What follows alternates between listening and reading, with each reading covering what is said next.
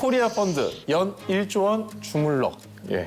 세계 속에 우뚝 선 자랑스러운 한국인 이정호. 예. 존리 대표님의 본명, 그 한국 이름이? 한국 이름이죠. 근데 예. 이제 미국에 살다 보니까 제가 이제 미국 이름을 갖게 됐고. 예. 야, 근데 본명 자체도 이 금융시장을 정복할 운명을 타고 나섰나요? 예. 기사를 보니까 당시 나이가 37세, 지금으로부터 무려 26년 전 사진인 건데요.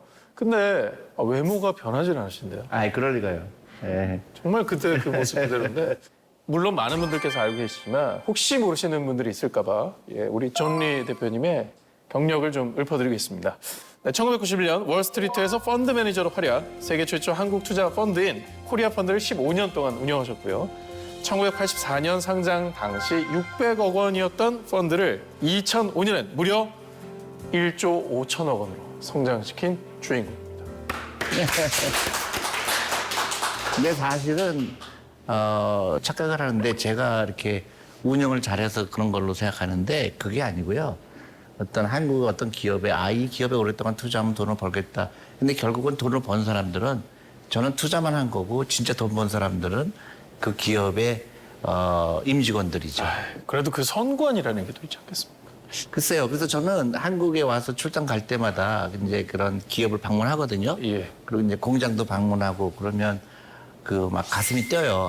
이 사람들 엄청나게 이 사람들이 공장에서 이렇게 막 어려운 환경에서 일하니까 나 같은 사람이 돈을 버는구나.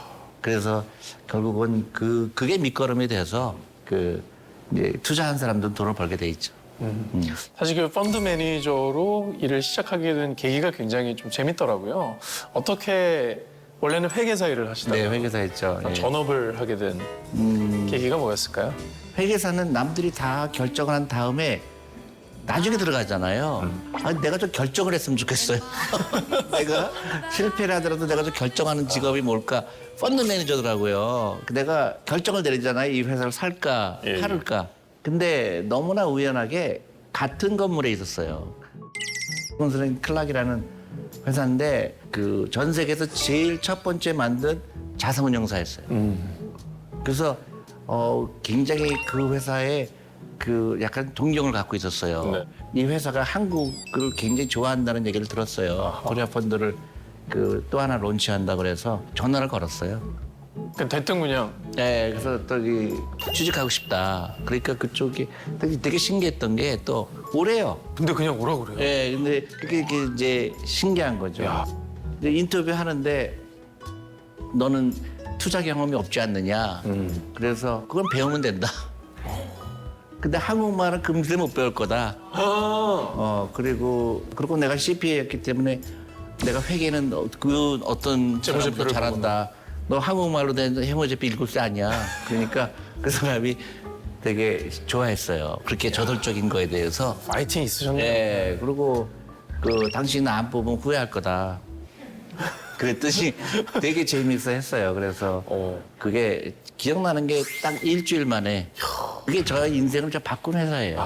진짜 운명처럼 일이. 네, 특히 나한테는 좋았던 거는 한국에 대해서 너무너무 막 긍정적인 생각을 갖고 있던 회사예요. 예, 예. 그리고 일본에 대해서는 굉장히 부정적이었고. 근데 이제 실제로도 일본이 거품이 꺼지면서 신음하지 않았습니까? 그러니까요. 정확하게 30년 전에 일본에 대해서만 하루 종일 연구하는 그 회의를 했어요. 일본이 어떻게 될 것이냐. 근데 결론은 그래서 일본 주식을 다 팔았어요. 와, 진짜 잘하는 결정이네요. 어떻게 그러니까 그래서 내가 똑똑하다는 얘기를 하는 건데 그다음에 한국을 막 모으기 시작했어요. 한국은 잘 될 거다.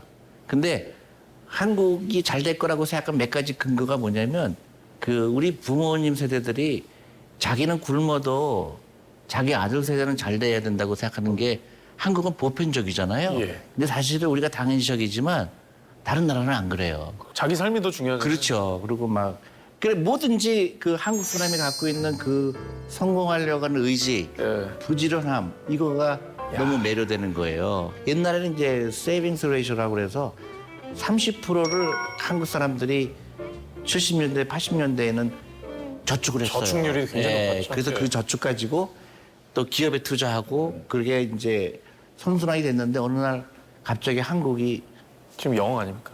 소비가 더 늘어나게 되고 또 부동산에만 투자하고 일본이 잘못한 것처럼 일본이 결정적으로 잘못한 거는 이 주식에 대한 이해를 못했고요.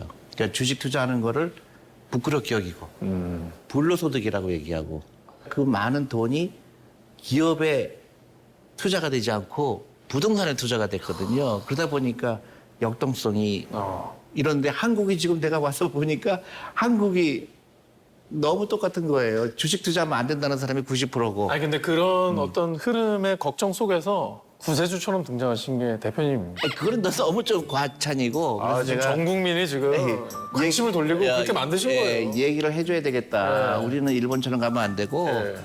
미국의 유태인처럼 돼야 된다. 주식에 투자하는 거를 즐겁게 여기고 장기 투자하고 그리고 어렸을 때부터 투자하고. 그러니까 유태인들은 13살부터 투자하거든요. 한국은 제가 이제 캠페인하는 게 한 살부터 투자하자. 그래서 그 버스를 타고 전국에 다니면서 예, 예. 그 이런 주식에 대해서 잘 몰랐던 분들한테 얘기해주고 노후 준비 그 얘기해주고 그래서 우리 유태인보다 더 잘 살 수 있다. 다만 주식을 친근하게 여기고 소비를 투자로 바꾸고 라이프 스타일 바꾸고 그런 걸 하는 거죠. 특히 중요한 게 이제 제가 제일 그 하지 말아야 될 게 그 사교육비는 끊어야 된다.